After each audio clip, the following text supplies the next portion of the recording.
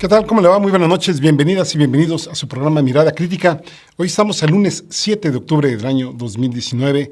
Vamos a tocar un tema que está causando muchísima ámpula, que es el de las condonaciones, Y aquí lo podríamos preguntar, ¿es una corrupción institucionalizada?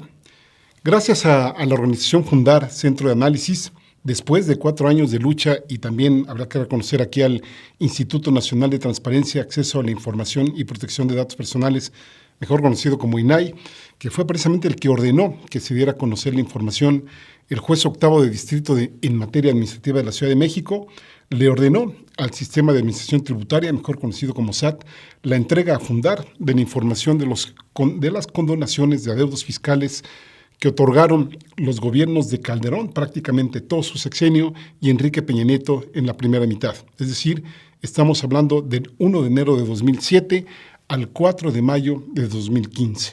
En esa información no se incluyeron datos de 201 contribuyentes que están amparados. No es el fin, sino el inicio de mucho que todavía hay que recorrer y conocer.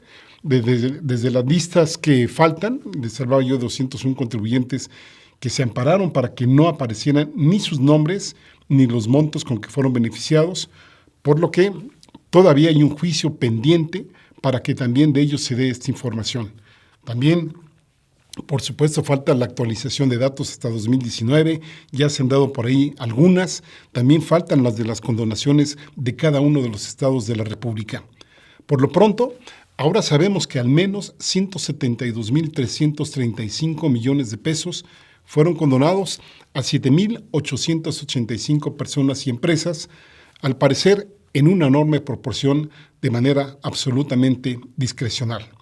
Dice Fundar, casi la cuarta parte de los recursos se concentra en tan solo 10 beneficiados.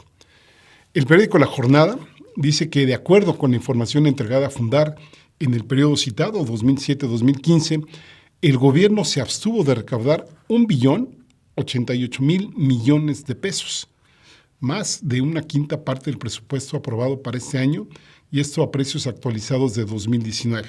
Por eso van a encontrar ustedes en algunas fuentes variaciones, depende si hagan la deflación o lo actualicen, etc. Bueno, el rollo es que estaríamos hablando de 247.600 millones de pesos en condonaciones obtenidas por 7.884 contribuyentes y 814.700 millones de pesos en 21.708 cancelaciones. Muchísimas cifras en esto, ¿no? Ahí podrían perfectamente consultar la página de Fundar.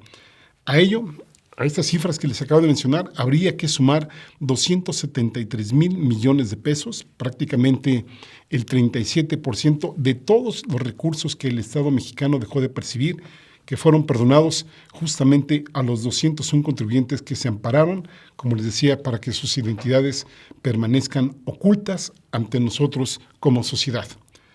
Si fuera un partido de fútbol, diríamos que vamos 2-1. En este gobierno todo parece indicar que ya no habrá más condonaciones fiscales, y ya que también, digamos, el segundo tanto sería que ya conocemos a gran parte de los beneficiarios. El gol en contra, aún por revisarse, si cupiera pues la comparación, está por revisarse por el VAR, que es justamente esta lista de 201 amparos, de los que trascendió que ahí están empresas como Chedraui, a ver si les suenan, Liverpool, Palacio de Hierro, 7-Eleven, Cinépolis, Grupo Carso, América Móvil, AT&T, Televisa, General Motors, Volkswagen, Cemex, Grupo México, Gruma y Peñoles, entre otros. Hasta ahora, las condonaciones habían sido legales. Hay que decir, aunque muchas de ellas son francamente antiéticas. Hay algunas que sí se justifican, por ejemplo, cuando hay alguna zona de desastre, cuando alguna empresa está en peligro de quiebra, etc., ¿no? Pero también hay que decir, y aquí viene la gran crítica, es que han sido un mecanismo de legalización de la corrupción. Los deudores dejan de pagar cierto tiempo y luego piden condonaciones fiscales, lo que justamente contraviene el argumento de que es un mecanismo para recuperar recursos. Fundar dice que solo 14 de cada 100 pesos se han recuperado y tampoco ha logrado la regularización de los deudores, que es supuestamente la otra trama que nos dicen por la cual se hace esto. Aquí, como se puede ver, pues a los deudores no los ha regularizado, sino más bien beneficiado. A final de cuentas, lo que se condona son dineros que no entran a las arcas del país, lo que hace precisamente que en la tesorería haya menos dinero para programas gubernamentales, que podrían destinarse a salud, educación, seguridad, entre otros. Si se parte entonces de que ese dinero es público, ¿por qué no podíamos saber a quién se estaba beneficiando? En los programas sociales en los que se dan recursos, por ejemplo, pensión a adultos mayores, jóvenes construyendo el futuro, entre otros, sí que están disponibles las listas de beneficiados y sí se pueden verificar. También podríamos preguntarnos, ¿por qué no habríamos de saber los criterios que se tienen para condonar a unos impuestos y a otros no? Hasta donde se puede apreciar en las listas, prácticamente la gran mayoría de los beneficiarios no tienen situaciones de emergencia para que se les hubieran condonado o cancelado adeudos fiscales. Por eso sería importante un análisis detenido para ver con transparencia y claridad los actos posibles de corrupción y de conflictos de interés. De acuerdo a una columna de Salvador Camarena en el periódico Financiero, el gobierno de Peña Nieto se valía también de otros mecanismos para que, de manera también totalmente discrecional, personas físicas o morales no pagaran sus impuestos. Camarena cita dos ejemplos, uno el de Eustaquio de Nicolás, una persona de Jumex, sinaloense parece ser, que es amigo de Peña Nieto, a quien en 2013 la Procuraduría Fiscal de la Federación le había abierto 3 denuncias por defraudación fiscal, con una pena que podrían alcanzar hasta los 9 años de cárcel. Pero la Procuraduría General de la República lo perdonó. Camarena cita un segundo ejemplo, que es el del empresario Rodrigo Ruiz de Teresa, que fue el intermediario en la compra del equipo espía de Pegasus. Este empresario debía más de $1 millón y también fue perdonado. Y también luego Camarena hace cita de Zoraida Gallegos y de Daniel Lizárraga con respecto a que Enrique Peña Nieto al menos dio 5 perdones fiscales y pues ahí viene otra pregunta. Si en ellos estarán, dice Camarena, el exgobernador de Puebla, no da el nombre, pero dice que es un exgobernador reciente y que está vivo, o sea, quita pues al que desgraciadamente falleció, a lo mejor se refiere al Gober Precioso, también si estará por ahí una influyente jefa de la oficina de Los Pinos, no sabemos si se referirá a Alejandra Sota, un diputado mexiquense, no sabemos cuál, un líder sindical y un exgobernador de Aguascalientes. Volviendo, digamos, al tema que nos ocupa, hasta hace unos días, el que una persona, llámese artista, político, deportista, etcétera, o bien una empresa con poder político y económico, ya sea banco, tienda, constructora, lo que ustedes quieran, el que recibiera el beneficio de la condenación implicaba que desde ese momento su información fuese tratada con el máximo sigilo, casi como un secreto de seguridad nacional.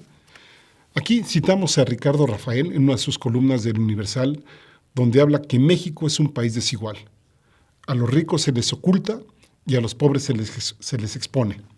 Dice Rafael, no importa que ambos reciban apoyos por parte del gobierno, ni que los primeros obtengan beneficios de varias decenas de millones de pesos, mientras que los segundos arañan unos cuantos cientos de pesos. Hasta ahí la cita. Entonces, otra pregunta más. ¿Cuánto pagan los de arriba en contadores y en abogados para que los amparen y para que protejan su identidad? ¿Por qué el SAT litigó y se resistió tanto para dar a conocer esta información? ¿Cuántos conflictos de interés hay en todo esto?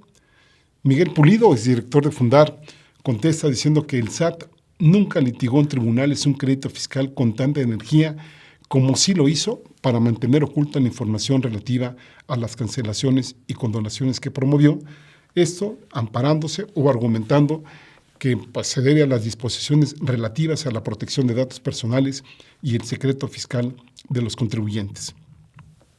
Otro que ya salió a decir que él no tiene nada que ver con esto, que salió diciendo que él para nada, ¿no? Es decir, salió en su propia defensa, fue Felipe Calderón.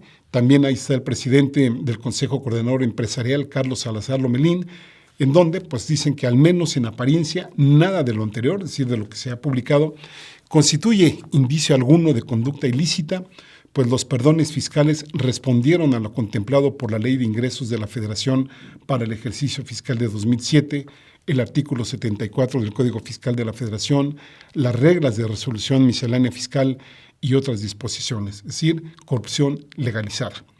Lo que no nos dicen es que si bien fue legal esta sangría de recursos públicos, sí nos habla de lo mal administrado que ha estado México, así como de su falta de ética por solo favorecer a unos grupos, incluyendo, pues, ¿por qué no?, a familiares y colaboradores que ni siquiera lo necesitaban.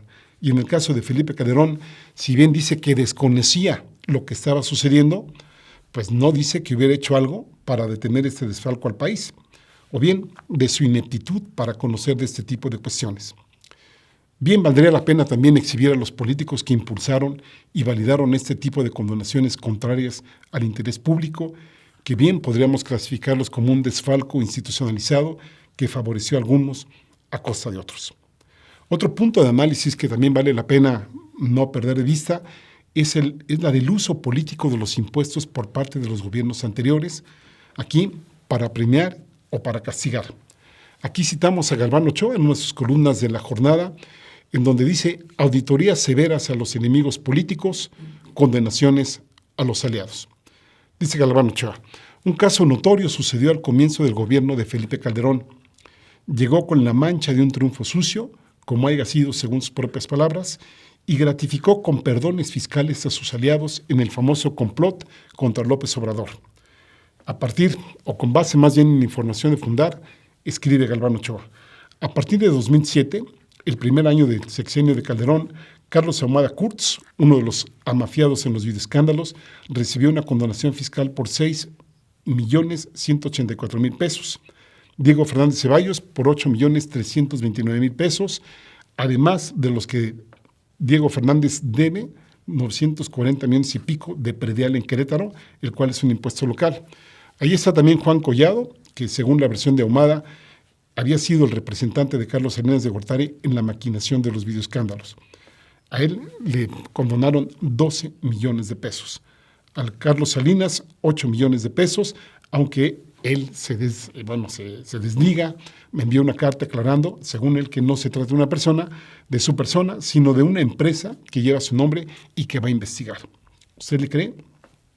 Pues nosotros tampoco, ¿no? Bueno, entre los principales beneficiarios de estas condonaciones, la CFE, no lo voy a llenar de cifras, nada más algunas, 13.995 millones de pesos, Banco JP Morgan, 3.935, Roche, 2.874, Grupo Lala, 2.429, todos en millones de pesos, Bancomex, 1.543, Luz y Fuerza, 1.167, Halliburton, 1.125, Altos Hornos de México, 601, Carlos Cabal Peniche, 499, IUSA, 414, El Cruz Azul, 328, Azteca Holdings, 279, Casa Sausa, la de los tequilas, 171, Sara México, 148, Value Casa de Bolsa, 4.6, Actinver, dos condonaciones, una por 31.7 y otra por 55.6, y Kimberly Clark, 44. Entre personas físicas, ahí está Angélica Rivera con 1.8 millones de pesos, la exesposa de Peña Nieto, Juan Gabriel, 121, Paulina Rubio, 23, José José, recientemente fallecido, 10 millones de pesos, el Buki, Marco Antonio Solís, 15 millones, Lorena Herrera, 8.3, y salpicaron a Jerry Kolpolevsky con 16 millones de pesos en la gestión de Peña Nieto, que según Polensky, le atribuyó errores de su contador al haber al haber cometido precisamente faltas o fallas en algunos trámites fiscales al ponerla como que ella si tuviera actividad empresarial.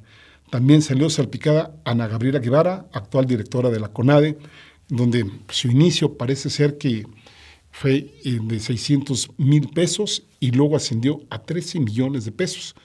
Con el programa de Póngase al Corriente, le perdonaron 9 millones de pesos y lo demás lo pagó. Se defiende a Ana Gabriela Guevara diciendo que en mi caso se deriva de una auditoría de un ejercicio fiscal, mi contador cometió un error que no acreditó asimilados y lo tipificaron como defraudación fiscal y al tener ese error lo pagué. Como que ya está bien de tanta discrecionalidad y tanta desigualdad como tenemos aquí en el país. ¿No le parece? Qué bien que por lo menos en este ámbito por lo menos se reduzcan las desigualdades en el país. Vamos a una pausa y continuamos en Mirada Crítica.